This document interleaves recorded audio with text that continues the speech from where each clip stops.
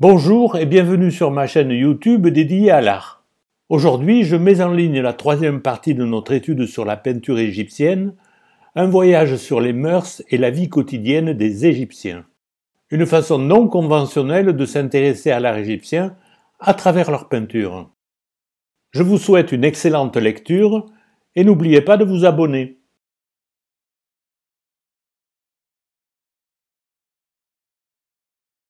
La femme égyptienne a toujours occupé une position distinguée depuis l'aube de l'histoire. Forte, égale de l'homme, elle a occupé beaucoup de postes prestigieux sans considération de ses origines sociales. Bien qu'hommes et femmes aient traditionnellement des prérogatives bien distinctes dans la société, il semble qu'il n'y ait pas eu de barrière infranchissable en face de celles qui désiraient s'éloigner de ce schéma. La société égyptienne reconnaît aux femmes non seulement leur égalité avec les hommes, mais leur indispensable complémentarité qui s'exprime notamment dans l'acte créateur. Ce respect s'exprime clairement dans la morale et la théologie égyptienne. La femme égyptienne est l'égale de l'homme au regard de la loi. C'est ainsi qu'elle peut gérer son propre patrimoine ou même se retrouver à la tête d'une entreprise, comme la dame de Nénofère au Nouvel Empire. Elle peut être aussi médecin, comme la dame de Péséchet à la 4e dynastie. Elle peut divorcer, intenter un procès pour récupérer les biens du ménage et gagner ce procès, ce qui ne l'empêche pas de se remarier. Péséchet est la première femme médecin et physicienne connue de l'humanité. Elle dirigeait un corps officiel de femmes médecins durant l'ancien empire égyptien, il y a plus de 5000 ans. Sur le texte de la stèle, on peut lire « superviseuse des docteurs » ou « chef des docteurs ». Juge, médecin et femme d'affaires, ces fonctions étaient bien représentées dans la haute société et la noblesse. Et si une femme n'occupait pas un métier particulier, cela ne l'empêchait pas d'accomplir d'autres travaux en préservant son égalité avec l'homme. À la préhistoire, la femme participait aux tâches pastorales ainsi qu'à la préparation des outils de la chasse et de la nourriture. À l'apparition de l'agriculture, la femme semait, cultivait et récoltait. Compte tenu de l'adresse qu'elle nécessitait, certaines activités étaient toutefois manifestement réservées aux femmes, comme la fabrication des parures, des bijoux, des parfums, le textile, la couture et la broderie. Comme c'est le cas aujourd'hui, chaque métier faisait déjà partie d'un organisme dont le rôle équivaudrait à nos syndicats. La direction du syndicat du textile se trouvait à Saï, dans le Delta. Toute fille qui voulait travailler dans ce domaine devait payer un abonnement annuel. Ses cotisations accumulées pendant toute sa vie lui permettaient de bénéficier d'une assurance sur la santé et même de bénéficier d'une sorte de pension, comme une retraite. La cour fournissait du travail pour les orfèvres, les joailliers, les tisserands et les ébénistes. Grâce à leurs aptitudes, ils jouissaient d'un niveau de vie supérieur que celui des hommes du commun. Près de la vallée des Rois se trouvait un village sur l'emplacement de l'actuel Der el Médina qui abrita pendant plus de 500 ans les constructeurs et les décorateurs des tombeaux pharaoniques. Les conditions de travail n'étaient pas très sévères. Avec une coutume de repos tous les 10 jours, un certain relâchement dans l'assiduité semblait la règle. Le congé de maladie était non seulement admis, mais aussi l'absence au titre de garde malade.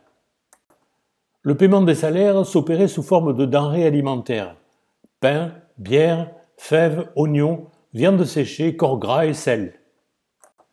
Il existait toutefois une hiérarchie des salaires. Contremaîtres et scribes recevaient les plus hautes payes, puis venaient les dessinateurs, les sculpteurs et les peintres, les carriers et les maçons. Et pour finir, au bas de l'échelle, les manœuvres sans qualification. Les festins constituaient pour les Égyptiens fortunés un passe-temps fréquent et souvent tumultueux. Les convives buvaient force bières et vins et se régalaient de pigeons, de canards, de quartiers de bœuf, sans parler de leurs 40 variétés de pain et de galettes.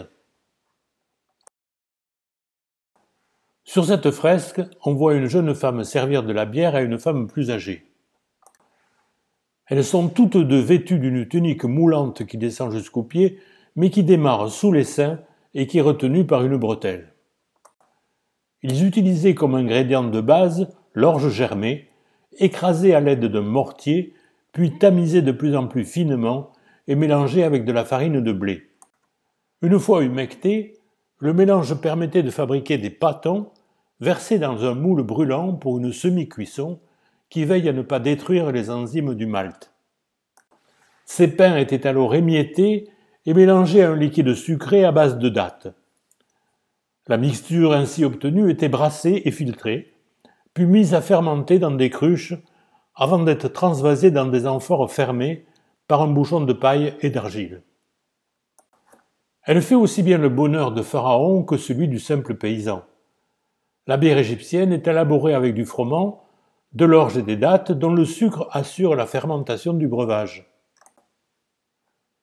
En ce qui concerne le pain ou les galettes, les Égyptiens en avaient plus de 40 sortes. Le pain, pour les anciens Égyptiens, était le symbole de la prospérité, de l'abondance. L'expression « pain et bière » était utilisée comme le souhait quotidien, tout comme souhaiter bonne chance ou santé à quelqu'un. On voit sur le détail de cette fresque des boulangers pétrissant de la pâte pour fabriquer des pains. Le pain, comme la bière, sont issus de céréales dont la fermentation a dû d'abord être comprise pour être maîtrisée. Pour le pain, il est issu de bouillies de céréales.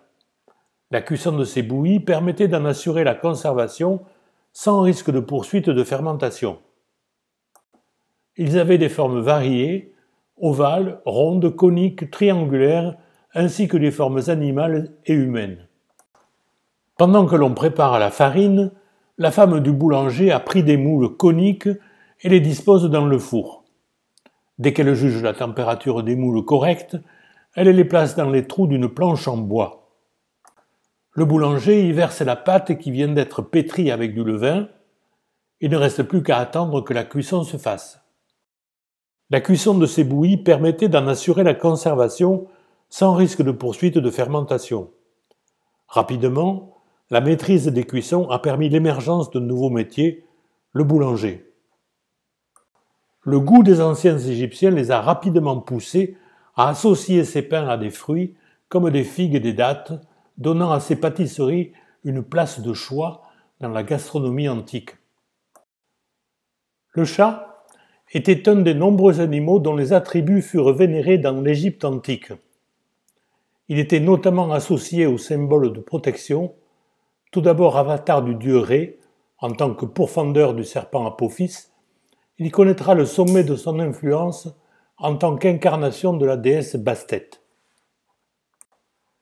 On pense que la domestication du chat eut lieu en Égypte au cours du 4e millénaire avant notre ère. Avant de devenir un animal de compagnie apprécié pour sa douceur, sa grâce et sa nonchalance, le chat est avant tout un animal protecteur. En tant que petit prédateur, chassant les rongeurs, il protège les silos à grains où les Égyptiens entreposaient leurs récoltes, notamment le blé, ressource vitale pour ce peuple d'agriculteurs.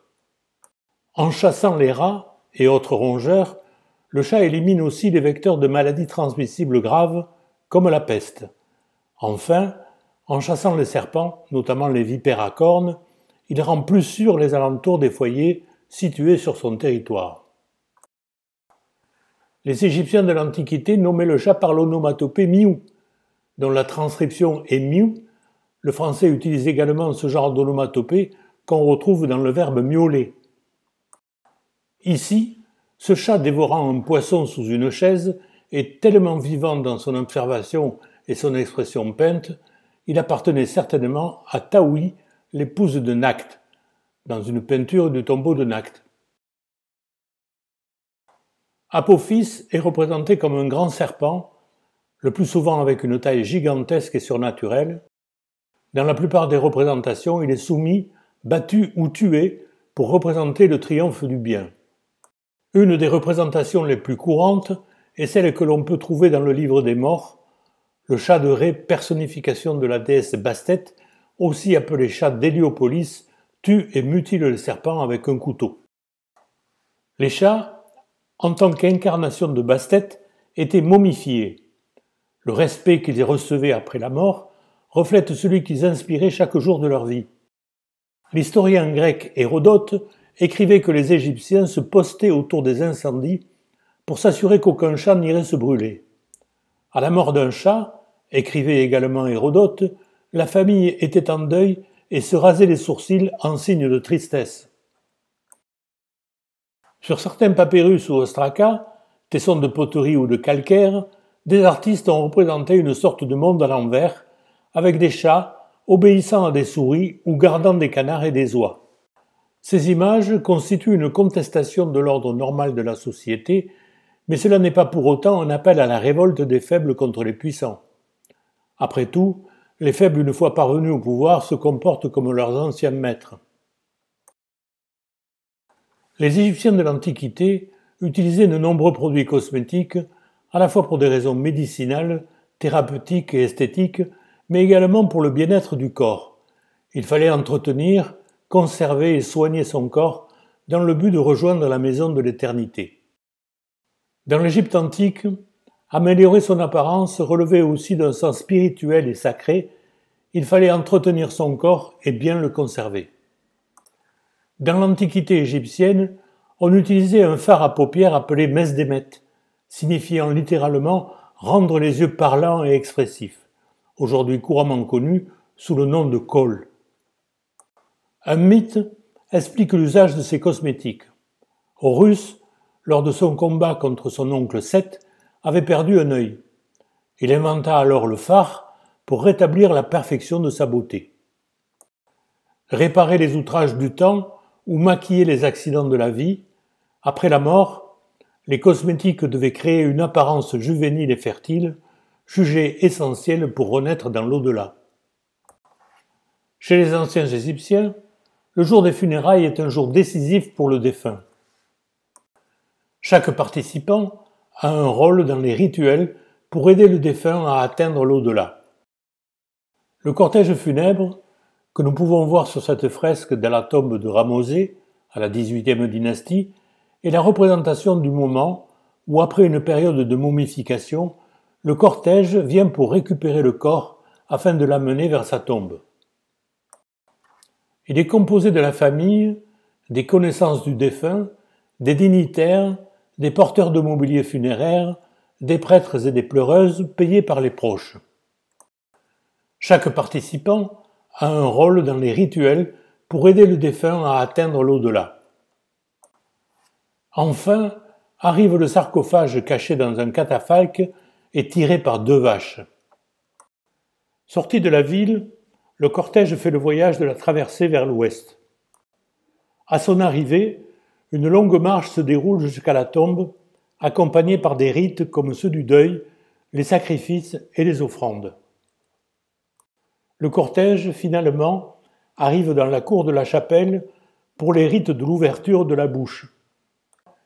Le rituel de l'ouverture de la bouche, tel qu'il se pratiquait dans l'Égypte antique, lors du cérémonial funéraire, était censé conserver au défunt ses fonctions vitales par des incantations magiques. Cette cérémonie consiste à ouvrir symboliquement la bouche des morts pour qu'ils puissent respirer et vivre dans l'au-delà. Le fils aîné du défunt ou un prêtre des rites funéraires procède au rituel. Il est souvent habillé d'une peau de léopard, caractéristique du prêtre Sem, et parfois d'un masque d'Anubis. Le prêtre Sem, appelé également prêtre funéraire, représente le fils successeur du mort, devenu Osiris lors de cette cérémonie, afin de rendre à la momie l'usage de ses sens et qu'elle puisse gagner sans encombre l'au-delà. Ici, sur ce papyrus du livre des morts, la fille du défunt pleure et 3 prêtres accomplissent des rituels. Les 2 prêtres aux écharpes blanches exécutent le rituel de l'ouverture de la bouche. Dans les cérémonies funéraires de l'Égypte antique, les pleureuses sont des femmes qui, par leurs cris et les versets scandés, rythment le transport de la dépouille vers sa dernière demeure. Les pleureuses de la tombe de Ramosé constituent l'une des plus belles scènes représentées sur les murs des tombes. Cette immense peinture qui se lit de gauche à droite montre le cortège funèbre du défunt, Les porteurs suivent le catafalque et s'avancent les bras chargés de mobilier funéraire. Vases rituels de différentes formes, guéridons, sièges avec pieds et pattes de lion, palettes de scribe et rouleaux de papyrus, lit équipé avec son chevet, sac, éventail, table basse, sandales, etc.